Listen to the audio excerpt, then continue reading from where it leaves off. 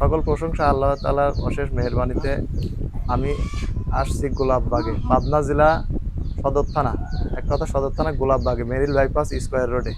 এখানে আসছি একই বাড়িতে দুইটা রোগী। দেখলেই বুঝতে পারবেন যে কি একটা করুণ অবস্থা। এমন অবস্থা আমি আপাতত যতগুলা ভিডিও করছি এরকম পরিস্থিতি দেখিনি। দর্শক দেখলেই আপনার চোখ দিয়ে পানি আসবে। এক কথা আমি নিজে দেখে আমি খুব অবাক হয়ে গেছি যে একই পরিবারের দুইটা ছেলে, মানে বাপ বেটা দুইজনই অসুস্থ, খুবই করুণ অবস্থা। তো চলেন আজকে ওনার বাসাতে যাই, দেখি কি অবস্থা। এখান থেকে ধরেন একটু কারেন। তো যাই হোক, ওনার বাসাতেই যাচ্ছি। বাড়ি ঘরের অবস্থা খুব খারাপ, একটু বাড়ি ঘর দেখান, একদম কি অবস্থা দেখেন দর্শক, আপনাদের দেখাই পরিবারের। দেখেন বাড়ি ঘরে কি একটা অবস্থা, দেখতেই পাচ্ছেন ঘরের অবস্থা। তো যাই হোক, একই পরিবারের দুইটা অসহায়। ওনার এনার ছেলে, এটা ওনার বাবা, মানে ওনার ছেলে। এটা দেখেন কি পরিবেশ। আজ 10 বছর যাবত এই বিছনায় পড়ে আছে। উনিও অসুস্থ, উনিও খুব, ওনার হাত প্যারালাইসিস, উনি স্টক করে হাতটা পড়ে গেছে। তো মুরব্বী একটু আপনার ছেলের সম্বন্ধে একটু বলেন তো কি হয়েছিল। প্রতিদিন ছুটির দিন ডিউটি দিয়ে গেল, ডিউটি দেয় সাইকেল লেগে ডিউটি। তো দুপুরে আবার অফিসে অটো করে ভাড়া নিয়ে ওই স্টক করে তখন নিয়ে আসে নাবাদি ভাই। উনি বলতেছে যে স্কয়ারে চাকরি করতো, স্কয়ারে চাকরি করতে অফিসে গেছে। অফিসে থেকে বের হওয়ার পরে স্টক করার পরে যাই হোক ওখানে সব লোকজন ছিল, ধরে ফেলে বাসায় নিয়ে আসে।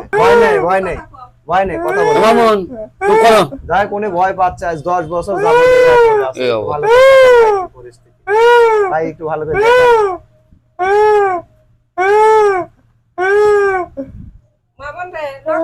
তো যাই হোক, আপনারা পরিস্থিতি খারাপ। ওনার বাবা এটা, এই ছেলের বাবা এটা, উনিও অসুস্থ, খুবই খারাপ ওদের পরিস্থিতি। এত পরিমাণ মানে কি বলবো যে এত অসহায় এরা, মানে এর চেয়ে অসহায় মনে হয় আমার দুনিয়ায় আর আমার কাউকে অসহায় দরিদ্র, এর মতো অসহায় দরিদ্র আর দুনিয়াতে নেই। তো আপনাদের কাছে আমার হাজারো রিকোয়েস্ট, এই ছেলের জন্য, এই ভাইয়ের জন্য, এই বাবার জন্য আপনারা যদি সাহায্য সহযোগিতা করেন এই পরিবারটা বেঁচে থাকবে, এই ছেলেটা সুস্থ হওয়ার সম্ভাবনা আছে। যাই হোক, উনি স্টক করে বহুদিন ধরে পড়ে আছে। একটু ভাই একটু সামনে নিয়ে আসেন, একটু দেখান দেখেন কি পরিস্থিতিতে আছে।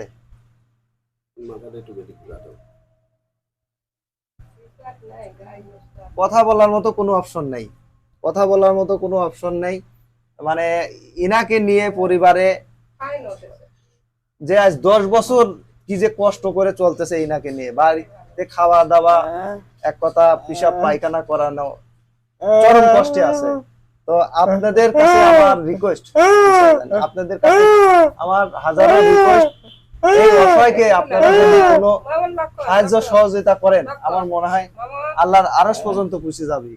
আপনাদের কাছে রিকোয়েস্ট, এই ছেলের জন্য, এই বাবার জন্য আপনারা আপনাদের কষ্ট হলেও যতটুকু পারেন আপনারা হেল্প করবেন। না, ওনাদের আমি নাম্বার দিয়ে রাখবো স্ক্রিনে, অবশ্যই বিকাশ নাম্বার অথবা নগদ নাম্বার দিয়ে রাখবো। আপনাদের যদি সহানুভূতি হয় এই অসহায় দরিদ্রের জন্য, তাহলে যতটুকু পারেন আপনারা কাইন্ডলি একটু দিবেন।